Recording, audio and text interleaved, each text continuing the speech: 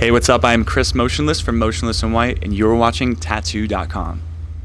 Good morning, everybody. It's Mischievous Mel live from Tattoo.com and the Edge Rock Radio. And I'm standing next to Chris fucking Motionless from Motionless and White on the last Warped Tour.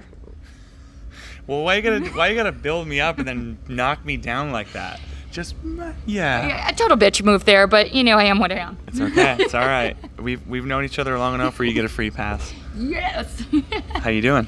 I am so fantastic. This is so bittersweet for me. I love starting my day with Chris Motionless and coffee. And I don't have any coffee today. I'm just water today. That sucks. I know. I'm boring. But you know, I got to tell you, I am a fan of the music. I'm not just a psycho. And Voices speaks to my inner demons. I fucking love the lyrics in that. Thank you. The lyrics. I know I'm jumping right into the deep part, but if you the bad is badass. People that don't get metal and don't understand, they will sit there and they will listen to it, they'll be like, I don't fucking understand what they even say. And I'm like, listen to the motherfucking words. You listen to a country song and it's knock me over and fuck me. But it's country, so it's okay. Right. You listen to your metal music and it's literally speaking to people that are going through real things, stuff, yeah. And it's the real feelings. It's the angst, it's the anger, and I fucking love it. I think I would say that suggests that people just want to hide from their feelings and they just want to hear mindless songs on the radio. I mean, I like me some country, but not all of it. And yeah, I mean, I do agree. A lot of our genre has typically more meaningful lyrics of all the genres that I've heard, and I'm happy to have a song that you were able to hear and say, wow, inner demons, that's me. That's very similar to where all of us were coming from with the song and what the whole subject matter of the song is about. So I'm happy it did its job. It definitely did. As you know, and I always say this to you, I go to the way back. I'm a fan of Reincarnate. It's been hard, but now, fuck, you're throwing all this at me, and I gotta choose now, and it's hard for me. It's like the menu at Cheesecake Factory. There's just so much. You don't know what to do with yourself. I know. I get into 31 flavors. I'm like, fuck my soul. If it's chocolate vanilla, it's not that hard, right?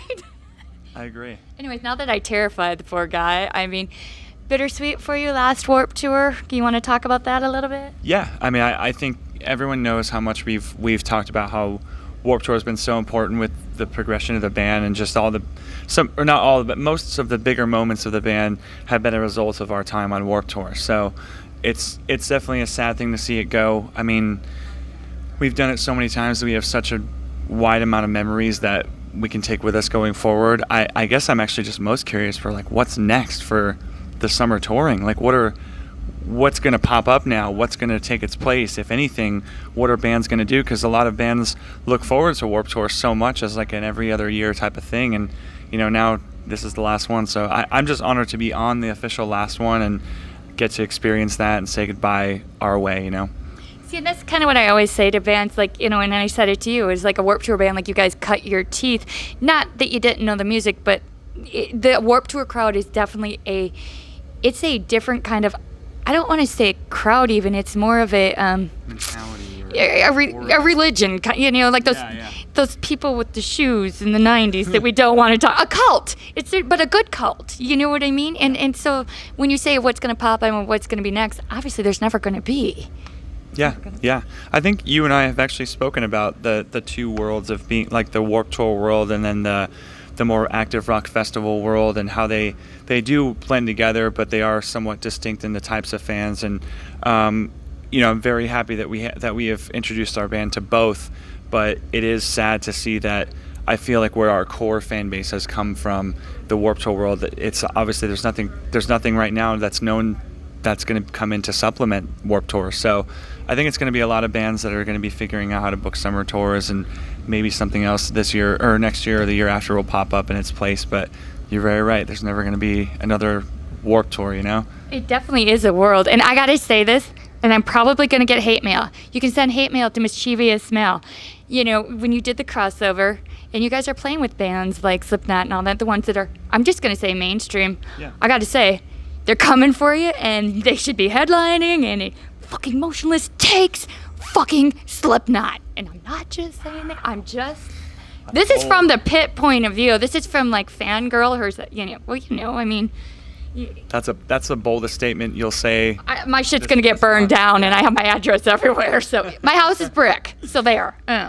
We here at Chris Motionless do not. I'm trying to think of the disclaimer. We here at Chris Motionless. All right. Motionless had nothing to do with this shit, so I'm kind of putting him on the spot. I appreciate it. We've seen each other so many times. I know how much you enjoy it, so it really means a lot, and it's always a pleasure to get to see you and talk about it. And I guess I don't exactly agree with your viewpoint, but I respect it and thank you. It's okay to not agree with. I just feel that way. So I'm always right. So there you go. All right. And since he doesn't agree with me about music, we're gonna move on to ink. So okay. That was good, right? I always love your color. I do, and you got the Halloween theme, you got the color, but Yep. Wow, you want to talk about your neck? Because I'm always loving the neck. Sure. I think it's kind of been loosely inspired by an album cover called The Art of Drowning by a band called AFI, and all the artwork surrounding that album was really, really, I don't know, just captivating to me. Sorry. Oh, it's okay. I just really loved it. I loved just illustrated covers and art, or just everything that had to do with the whole album packaging to be something that was completely art-based and rather than photos or anything like that.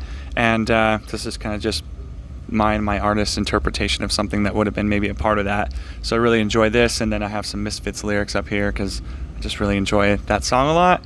And there's actually my favorite. I get asked at all of our Q&As, we get asked all the time, what's your favorite tattoo? And this is usually my answer because I'm so happy that on my throat is a tattoo I love so much. If there was gonna be a tattoo I loved as much as I do, I'm glad it's on my throat of all places. Well, and it's what's interesting too is like obviously you're really super tall, so I only come to hear on you anyway. But before I even hit your eyes and your face, it's that. But what's cool is when you are out there doing your thing, your shit's just like it's pumping. I mean, I'm waiting for that shit to burst and blood to fly out. So it's cool. It's like animated. Right.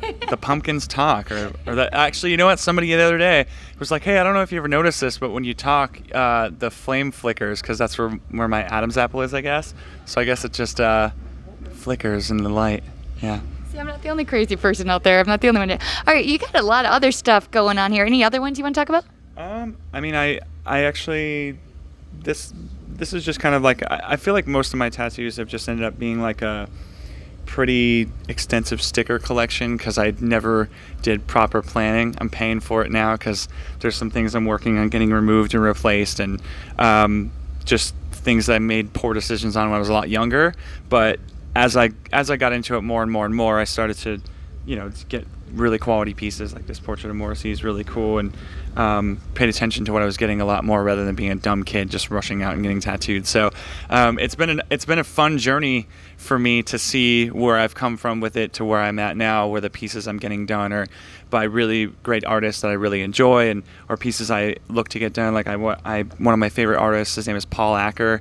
I want him to do both of my hands when I get them covered up, and so I have both of my hands being removed because I don't even know what this is. I really don't, and I just want something a little bit more fitting to me on this one, and at least where I'm at now. And I don't know. So any leaks on what that's going to be? Any secrets between me, you, and everybody else? Well, I considered doing the blackout thing, or I've actually seen a lot of people doing the white ink over the black, and I think that's really awesome. Like it's just such a different form of tattooing that I feel like is only just kind of coming out recently that I've seen.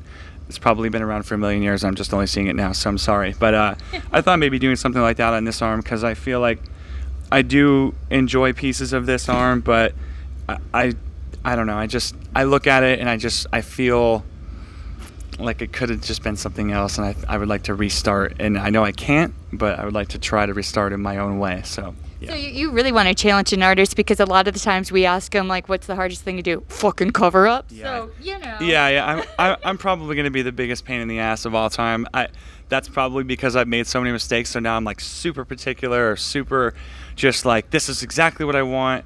How are we gonna do this? And of course that's never gonna be easy because why would anything that I want be easy? So yeah.